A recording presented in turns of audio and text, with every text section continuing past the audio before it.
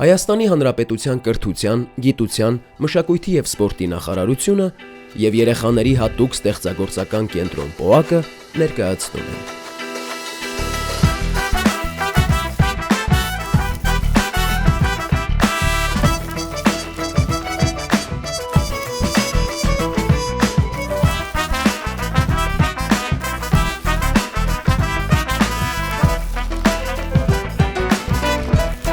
Քո արվեստը դպրոցում։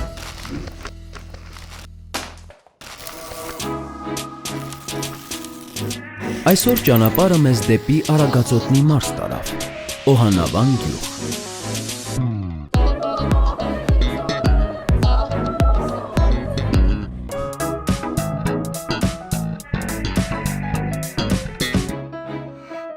Օրվա հյուրը երաժիշտ, ազգային նվագարանների վարպետ Մանուկ Հարությունյանն է։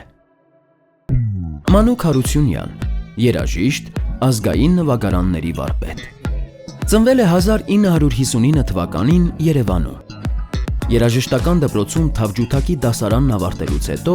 ուսումը շարունակել է Երևանի Կոմիտասի անվան պետական կոնսերվատորիայում։ Լինելով կատարող թավջութակահար, շուտով իր հետաքրքրությունն ուղղում է դեպի հայկական էթնիկ և կոմիտասյան երաժշտությունը։ 1992-ից 2002 թվականներին աշխատել է Կոմիտասի անվան պետական կոնսերվատորիայում որպես հայկական ավանդական նվագարանների մասնագետ։ Աշխատել է նաև տարբեր նվագախմբերում, ղեկավարել դրանք, ինչպես նաև մասնակցել է բազմաթիվ միջազգային երաժշտական մրցույթների և փառատոների, գրավելով մրցանակային հորիզոնականներ և արժանանալով դափնեկրի կոչման։ Համերգներով հանդես է եկել Հայաստանում, եվրոպական մի շարք երկրներում, Կանադայում, Կորեայում, Հնդկաստանում և այլուր։ Ոգեշնչված լինելով ազգային նվագարաններով, 1985-ից 1987 թվականներին վարպետ Մանուկը ստեղծում է Մանջութ Հինգլարանի նվագարանը, այնուհետև ջութը, որը եվրոպական ջութակի և վիոլայի հայկական նախատիպն է, և վերջապես թավջութը, եվրոպական չելլոյի հայկական տարբերակը։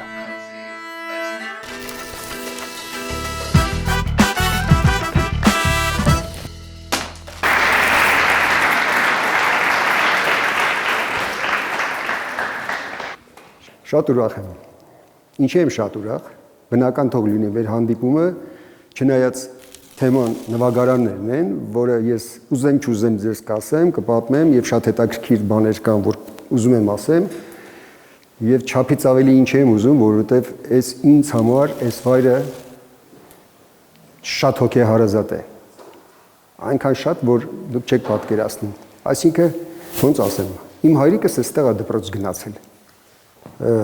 Պապիկներս Արևմտյան Հայաստանից են տեղափոխվել, ինչպես ձեր բոլորի պապիկները, Ղարսից, Բասենից, Էրզրումից։ Կուզեմ, որ դուք ձեր անցյալին վերաբերվեք շատ լուրջ։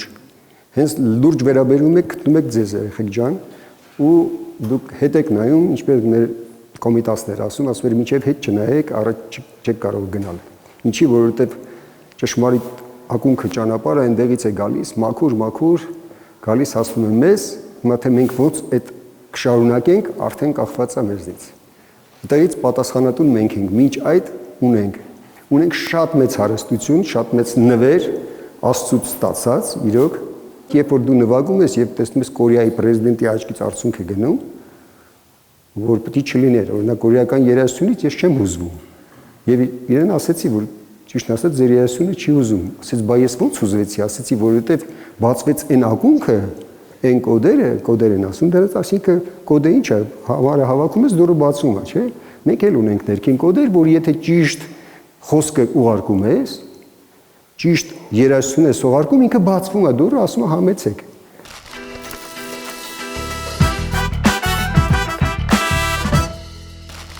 Ես ձեզ նման մարդկային ծնունդ եմ ստացել։ Այդ ծնունդը, երբ որ մարդը ծնվում է, իր հետ շնորհներ է տրվում, շատ։ Կար մի ժամանակ, որ մի փոքրիկ քոլեջ էի ստեղծել երեխաների էրուդիտ, որտեղ 3-ից 7 տարեկան երեխաների մոտ բացահայտում ես, թե Աստվածատուր մարդը ինչ ունի, բոլորդ ունեք ամեն ինչ, ասել, Եթե մի քիչ սլուխը քիչ է, այդ չի նշանակում դու երաժշտություն չես կարող։ Երաժշտություն կարելի է առանց սլուխի նույնիսկ ռիթմի մեջ մտնել ու չեմ ասում վիրտուոզ չես դառնա, որովհետև այն ինչ որ շնորհով է գալիս, ոնց որ ասենք Մոցարտը 3 տարեկանում արդեն ստեղծեց հորինել, 4-ում արդեն գրում էր եւ այլը։ Հիմա մեր ազգի մեջ շատ Մոցարտներ կան արդեն, ես համոզվել եմ դրանում։ Ուղղակի պայմաններ է պետք, որ այդ Մոցարտը ավելի ակտիվ աճի, քանի որ իր հայրը երաժիշտ էր, դրա համար հնարավորությունը մեծացավ։ Ինչի են ասենք շատ երաժիշտների ընտանիքում, որովհետև ճանապարհը ասենք ծնողը, որը մասնագիտորեն ինքը գիտի, չէ, բժիշկի երեխան ասում են բժիշկ է դառնում, որովհետև ճիշտ ճանապարհը ցույց է տալիս։ Ճիշտն ասած, իմ տանը չի եղել ոչ բժիշկ, ոչ էլ երաժիշտ։ Բայց մայրիկս շատ սիրում ձայններ ու երգում էր։ Ասենք այն իր օրորոցայիներից սկսած, այդպես իմ մեջ նստվածքը տվել էր։ Հետո դե երևի եթե դու ունես միջից ինչ-որ բան, դա արտահայտվում է։ Ես երեք մի պահ երջանկություն էի ապրում, երբ որ թորնիկս եկավ,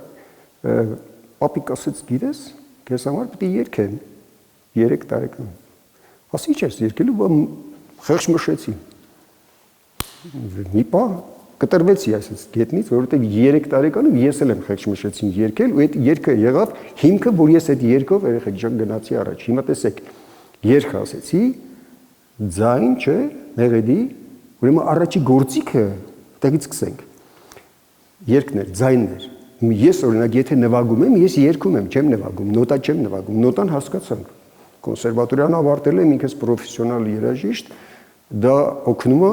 ինչ որ մեկի մեղեդին, ինչ որ ասենք, ճապոնական մեղեդին նայես նվագես այդ թեման, բայց զգացմունքը ու ամեն ինչ էստեղ է։ Սասունցին որ ապարում է, նոտայով չի ապարում, կամ երգում, չէ՞, տեսած կլինք, ապրում են։ Վերջ այդպես, որ սկսեցի երգել 6 տարեկանում ինձ հայրիկս տարան ակարդեոնի։ Ու գնում եմ ակարդեոնի, 1 տարի չանցած իրենց դասատուն ասում է, որ գիտեք, ձեր տղան ոնց որ թե փայլուն տվյալներ ունի, ամեն դասին մի բաներ հորինած է բերում, բացի իր դասերից։ Ու տարեք իրեն երաժշտական դպրոց։ Ես հատուկ եմ խոսում, որ դուք ինչ որ հաջորդականությունը պատկերացնեք, որ ձեզ մոտ ինչ որ մի բան հանկարծ լինի, դուք չկոտրվեք։ Եթե դա է ձեզ տրվելու եւ սիրում եք, հաստատ հաջողություն կունենաք, իսկ եթե ոչ, գտեք այն ինչ որ սիրում եք, որովհետեւ սիրուց է ծնվում ամեն ինչ, այն որ շատ է սիրում։ Հիմա էդ էլ կասեմ, ինչա նշանակում սիրելով գնալ։ Մի խոսքով հայրիկս ինձ տարավ երաժշտական դպրոց, որ ակարդեոնի պետք է գնանք։ Դե այն ժամանակ ինչներ մոդա էր, չէ՞, կլարնետը, դհոլը, ակարդեոնը։ Ինչ թավջութակ։ Ու երբ որ միջանցքով գնում էի, կիսաբաց էր դուռը, աչքս ընկավ,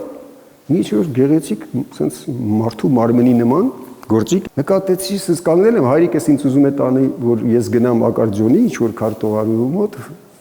ձևակերպեն, ես էլ ասում հայրիկ, ինչ գեղեցիկ է այդ գործիքը։ Ու այդ պահին եկավ ուսուցիչը, որը հետո իմ դասատուն եղավ, ու իր հոգին լույսերի մեջ է, բարի մի մարդ, Կամո Արմենակվիչը, որը ինձ վայ, ասեց, ես ինչ լավ տղա է, հայրս ասեց, գիտեք, ինչ որ բան է տեսել, տղաս անդադ ասում է, հայրիկ ինձ տար այնտեղ։ Ու ներս ենք մտնում այդ գործիքին նայելով, եկավ իր աշակերտուհիներից մեկը, ասեց, տիրուհի ջան, ասեց, խնդրում եմ Մանուկի համար մի հատ նվագի, ինքը շատ հավանել է գործիքը։ Ու այդ գործիքի ձայնը հենց հանեց, ես արդեն այն աշխարհում էի։ Մի անգամից գնացի, այդ ձայնի հետ, չգիտեմ ոնց որ դրան էի սպասում էլի։ Վերջը ընդունվեցի թավջութակի։ Գնացի թավջութակի, բավականին դժվարին ասեմ, գործիք է, ջութակներ, թավջութակներ, ինչի են դժվար, օրինակ գիտարի վրա, դաշնամուրի վրա հեշտ է տեսնում ես, որ նոտաները որտեղ են, գիտարի վրա լադեր կան, այդ մետաղի արակներում մատը դնում ես հանգիստ, վերջը։ Ու այդպես այդ գործիքս նվագում եմ, 13 տարեկան էի, մի օր այնպես եղավ, որ գնում եմ Մստիսլավ Ռաստրապովիչ կար թավջութակահար։ Գնում եմ այդ ելույթը լսելու մեծ վարպետի, փայլուն երաժիշտեր, փայլուն վարպետ, եւ երեխեք ջան, այդ վարպետին լսելուց հետո հավատացեք, ամբողջ գիշեր այդ տպավորության տակ ես չեմ կարողացել քնեմ։ Երջանկության մեջ էի։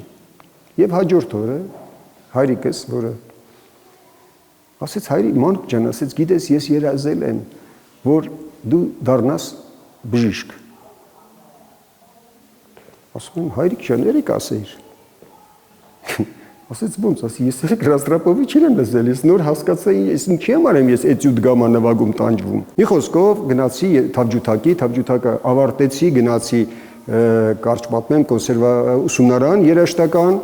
այնտեղ դափնեկիր դարձա, արդեն հյուրախաղեր, բան, հետո գնացի կոնսերվատորիա, եկավ եւս մի շատ լուրջ պահ, որ պետք է գնամ Չայկովսկի կոնկուրսի, ինձ էին որոշել որպես թավջութակար, բայց այդ կոնկուրսի համար բերում են մի նվագարան, որ այդ գործիքը շատ թանկ արժեր։ Նվագեցի այդ ձայնը, որ լավ ձայնով, ասենք, նվագում ես լավ գործիքի վրա, ուզում ես քոնը լինի, չէ՞։ Բայց այդ գործիքով երևի քաղաքում 15 բնակարան կարելի էր 4 սենյականոց գնել։ Հիմա դրանք 8-ից ավել միլիոն դոլար արժեն այդ գործիքները։ Մի խոսքով ես իմ հայրիկին չասեցի, որովհետև գիտեի, որ ինքը շատ կտխրի ու այդ շատ մեծ գումարը չի կարող լինի։ Որոշեցի իրան չնեղացնեմ ու իմիջիալից պետք է մտածել ծնողը ինչքան որ կարող է ինքը կանի իր հաստատ երեխայի համար աշխատեք անեցանեք, որ էգոիստաբար չլինի, էլի, որ չէ դու պետք է անպայման անես, որտեղ ես անպայման ոնց ուզում ես արա։ Հասկացաք ինչ եմ ասում։ Վերջը գնում եմ, որ իմ ուսուցչին պետք է ասեմ, դուրը բացեմ, որ ներս մտնեմ, որ չեմ ասել։ Այդ պահին մի ուրիշ դուրս ինձ ասում են մանուկ ջան, գիտես, այսօր արի էլի մեր համերգին, մենք պետք է գնանք Գերմանիա համերգների, ժող գործիքների պետական նվագախմբից ինձ հրավիրում են իրենց մոտ աշխատելու։ Հասկանում եք, այս դուրը փակվում էր, մյուսը բացվեց, չէ՞։ Ոնց որ ստեղ չեմ ասելու, երեք իմ պրոֆեսորը շատ բարի մարդ էր, ասեց, մանուկ ջան, հայրիկին ասեցի, չի լավնարվիչ,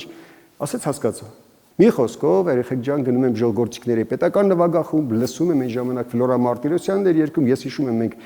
Կարփի կուլտուրայի տանը նույնիսկ մեր ուշի տան բանում են ընկեղել, այնտեղի կուլտուրայի տանը համերգի են եղել, եւ այդպես իրենց հետ սկսում եմ աշխատել։ Դա ինչ տվեց ինձ ազգայինի մեջ մտնելը։ Ինքը սկսեցի ավելի շատ ինձ ճանաչել ու իմ ժողովրդին։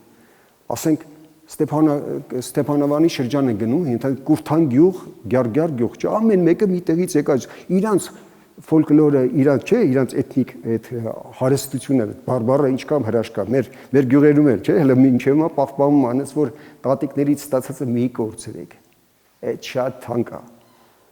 Հասկացաք ինչ ասեցի, դուք շատ թանկ բան ունեք, հողից էլ ստացած ձեր պապերից, տատերից, այստեղ շատ լավ ժողովուրդ ապրում են, ամենալավ ծիրանն էլ ձեր մոտ է։ Էլ ինչ ասել։ Լավ գիտեմ։ Դրա համար այսօր այնքան երջանիկ եմ, ինչ տրվում է, այդ ասում եմ ձեզ։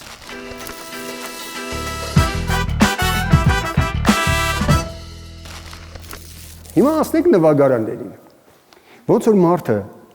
ծնվեց ու իր ձայնը դուրս եկավ, հետո ձայնը մշակման ենթարկվեց, դարձավ ինչ մեղեդի, չէ՞, երգ, սկսեց երգել։ Մենք երգը այդ առաջին նվագարանն է։ Ամեն երաժիշտ իմացեք, նվագարանով փորձում է երգել, հասնել երգին, ավելի բնականին, էլի։ Նվագարանների ակունքը շատ հազարամյակներից է գալիս։ Օրինակի համար ընտանիքներ կան նվագարանների, ասենք փողային նվագարաններ, լարային նվագարաններ, հարվածային նվագարաններ, բնականաբար եւ ստեղնային նվագարաններ, ստեղնաշար, որը ավելի ուշ ստեղծվեցին վերածննդից սկսած։ Ուրեմն առաջի եղեգը, որ այդ պատմությունով երևի կիմանաք, ոնց է, երբ որ որդերը անցքեր են բացել, քամի է անցել, բնականաբար մարդու զարգացման հետ մարդը նկատել է, այս ինչ ֆիզիկական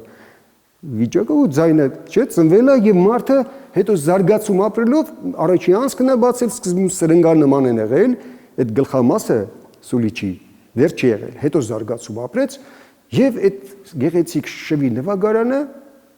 ծնվեց, մի խոսքով մարդը սկսեց այն ժամանակ հովիվներն էին նվագում եւ սրինգ եւ հետո շվիից հետո բոլոր նվագարանները դուդուկը մյուսները զարգացան շվիի վրա, նույնիսկ սաքսոֆոնը,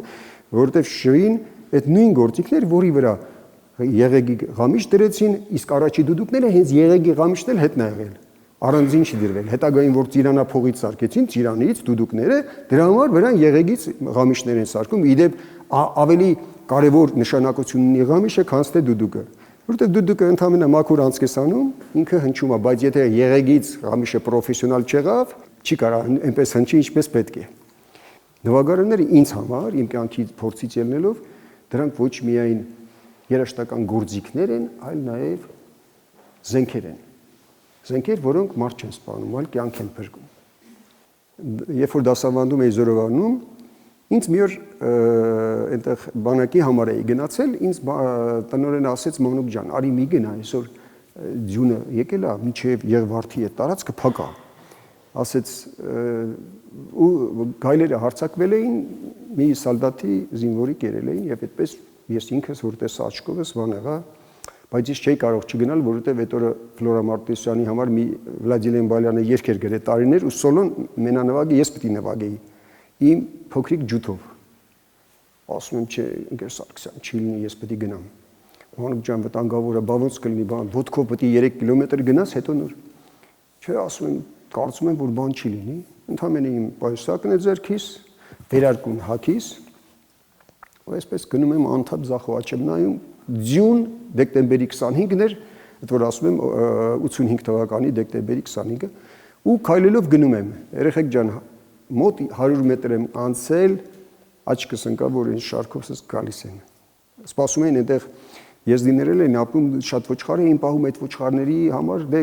սովածո չեն մնա, կենթանուն էլ գալին էլ պետքա միս։ Վերջը վայ, ասեցի, ինձ զգուշացրեց, ես ինչ կատարվեց, ու ես այդ պահին ասես մեղվել եմ տեղս ու չեմ շարժվել։ Ոնց որ առաջին միտքը որ չփախնես, կանգնի։ Որովհետև կենթանում մոտ էլ բնած կա, եթե դու վազում ես, չէ, եղնիկը հենց վազում է նոր անկնում հետևից։ Ասեցի լավ, հիմա ասենց կանգնել եմ երեխեք, ու այսպես լարված, արա ասում եմ, ես այսքան բան անեմ, ես երեխեքին այսքան սիրեմ, այսքան բան տամ, եւ այլը, ու ասենց գնամ։ Դե զենք չունես, բան հետո մենակ ինչ կա մի գալ չի, որ հետը պայքարես, երկուսը չի։ Վերջը որ այսպես լարվել էի, այսպես պատկերացնել, դե մարդ ես, չէ, այսպես լարվածությունից զգում եմ, որ ես մասս ինչ որ ցավում է։ Կողերս կապտել էին սեղմելից։ Ասում ես ինչ է, ուսես ձեռքս գցում եմ, եկե տակից շվինա դուրս գալիս։ Այ քեզ բան։ Ինձ ով էր ասել, որ դասի ժամանակ երեխեքի համար շվի նվագի։ Ոչ միտեղ գրված չէ, բոլոր դասատներն գիտեն։ Լավագույն դեպքում, եթե դաշնամուրով նվագում ես, լավ է։ Վերջը դες շվին հանել եմ, հիմա պարզ է հո դլեաման չեմ նվագի գանից, այնտեղ ուտեն թաղում սանեն։ Այնտեղ հովի կանչի ինչ որ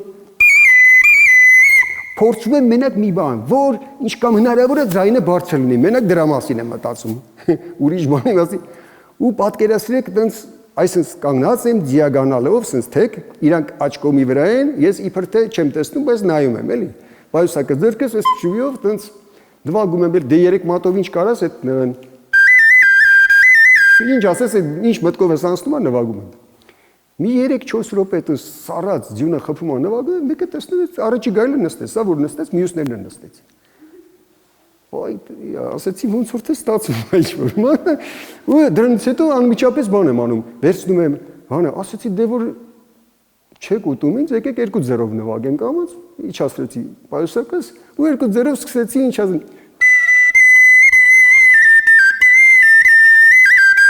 Ոչ, ինչ գալիս է միտս նվագում եմ, այդտեղ արդեն ասում եմ, պահն է որոշում էլի։ Մի խոսքով հիմա մտքումս ասում եմ, չհասկացա, եթե Ֆլորա Մարտիրոսյանի համերգին պետք է գնաս սրանց համար խեմ նվագում։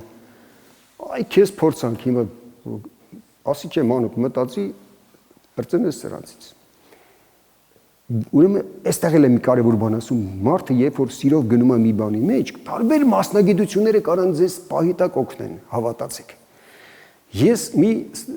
գործ էի բեմադրում երաժշտական Պարուս Սևակի եւ մի մաշտոց անուն պոեմը։ Այնտեղ տարբեր նվագարաններով նվագում էի։ Կենթանի ելույթ էր գնում եւ պանտոմիմայի մեծ ռեժիսորներից Լեոն Իվանյանը ինձ հրավիրել էր ու այն աշճան որ գիշերը այսպես քնում էինք հենց այդ կոնսերվատորիայի օպերային ստուդիայում։ Ուրեմն արա բանը այս այնտեղից սովորել էի մի քանի շարժում, որ ասենց կանոն չէ, որ ասենց գնում է, իբր թե գնում է, բայց ինքը կանգնած է, էլի, միմը, պանտոմիմը։ Կամ ասենք այն պարուիները ոնց է, ասես մի ոդկա ասես գնում է, հետո մյուսը ասես նվագելու, ասի չէ, ես լավագույն տարբերակն է, անց գնամ իրանց մոտ եմ գնում, ու վերջ ես երեխեք ջան, ասես նվագելու կաղաց գնում եմ։ Մոտ 50 մետր էլի, գնում եմ, հետո հեսա չէ, ձայն չեն անում, ուրախությունից մեկ էլ հիշեցի, որ պորտֆելս թողել եմ այ քեզ փորձանք։ Իսկ այնտեղ հրաշք նոտաներ ունեի նվեր ստացած 1906 թվականի Կոմիտասի նոտաները պատկերացնում եք, ամբողջ ինձ են տվել ու ես ինձանից թանկ։ Չէ, ինչ ուզում ալնի, նորից նվագելով գնացի տղեկ ջանկաներեք, ես պիտի տանեմ ես։ Նույնի տես, վերջը պրծա, մի 200 մետր գնում եմ, արագ նվագում եմ, իրանք թողեցին, ու հասնում եմ, այնտեղ մի մեքենա եմ բռնում, կարճ եմ պատմում, հասնում եմ Երևան, այս Ֆլորա Մարտիրոսյանն էլ դե գյումրեցի, չէ, հումորով ինձ ասեց, «Ծո, ասեց, ես ի՞նչ ա գույն ես»։ Գելու հարամի հոչ ես տեսել։ Այ քեզ բան ասում, գնա, ասես, շատ է որ ճիշտ ես ասում, ասի քո պատճառով ինձ ուտելու էին։ Մի խոսքով երեխեք ջան, հետո տեսնում եմ կապույտ եմ ամբողջ։ Կապտել է իրոք։ Նոր երկրորդ բաժինը չեմ մտել, որտեղ ամբողջ դարիճը ինձ էր նայում Ֆլորային լսելու դերը։ Ու այդպես մայստրոին ասեցի, մայստրո անարմար ասես ես։ Ու 3 օր հետո, որտեղ սեղմում էի, տակից կարմիր էր դուրս գալի, դա կամ մրսելուց էր կամ ազդվելուց էր, ինչ որ մի բանից էր հաստատ։ Ու հետո երբ որ տարիներ հետո ես գործի բերումով վերնիսաժում նվագարաններ էի ցուցադրում այնտեղ դե ապրել էր պետք արդեն ամուսնացել էի 2 տղաներ նրանց պետք էր պայլեն 90-ական թվականները արդեն որոշեցի որ ինչ որ բան անեմ ու սկսեցի աշխատել բայց մեջս մի պարտ կար շատ մեծ պարտ երեխեք հավատացեք ոչ ոք ինձ չէր ասել որ դու շնորհակալություն հայտնի դու քո ներսին այն հոգին որ Աստված տվել է այդ հոգուն ես ասում եի չէ ես պետք է մի բան անեմ այս շվին ինձ փրկել է խի ուրիշներին է չփրկի չէ ու սկսեցի շվի նվիրել երեխաներին 10 տարի շարունակ շաբաթը 100 շվի եղեգից իհարկե ոչ բոլորն էին սս պրոֆեսիոնալ բայց ով մոտենում էր ինձ հետը պետք է շվին տայ այլ հարազատներին չեմ ասում հիմա ասենք 1-20 տարի հետո գալիս են վարպետ Մանուկ ջան մինչև մա շվիտ Բոստոնում պահում եմ մինչև մա Չիլիում չգիտեմ որ այսինքն շատերը պահել են հիշատակ եւ շատերը դրա շնորհիվ սկսեցին նվագել ես կուզեմ ձեզ ասեմ որ շատ դժվար չի նվագարանը նվագելը ով շատ կուզի ինձ գտեք 3 դաս հետո նվագեք այդ մեկը հաստատ եմ չեմ ասում կոնսերվատորիայի մակարդակով բայց ճանապարհը ցույց կտամ հետո իմացեք մնացածը լավ կլինի Այսինքն ցանկության դեպքում մարդ ամեն ինչի կարա հասնի։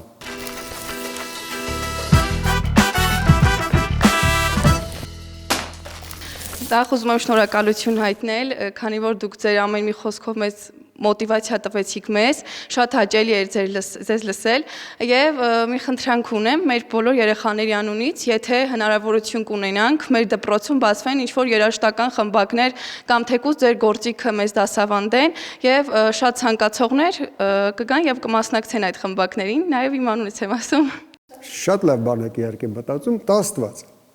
Ամեն ինչ կազմակերպելու վրա է, ամեն ինչ սկսելու եւ ցանկանալու վրա է։ Եվս մեկ անգամ շատ շնորհակալություն ձեզ։ Շնորհակալ եմ, ես էլ եմ շնորհակալ բոլորիցդ, որ ձեր կողքին եմ։